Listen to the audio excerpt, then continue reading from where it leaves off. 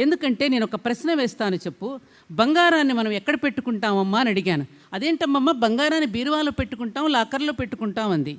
మరి దీపారాధనను ఎక్కడ పెట్టుకుంటాం? దీపారాధనను కూడా పూజ గదిలో పెట్టుకుంటాం. అది నిధనం కాకుండా జాగ్రత్తగా కాపాడుకుంటూ ఇంకా నూనె వేస్తూ ఒత్తిని సరి చేసుకుంటూ ఉంటాం అమ్మమ్మ అన్న. అయినా ఎందుకు అడిగావమ్మమ్మ ఈ ప్రశ్న అంది.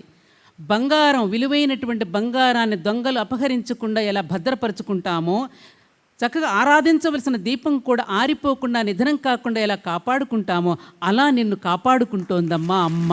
ఇదమ్మా అమ్మ చేసేది. ఎందుకంటే నువ్వు క్షేత్రస్వరూపిణివి.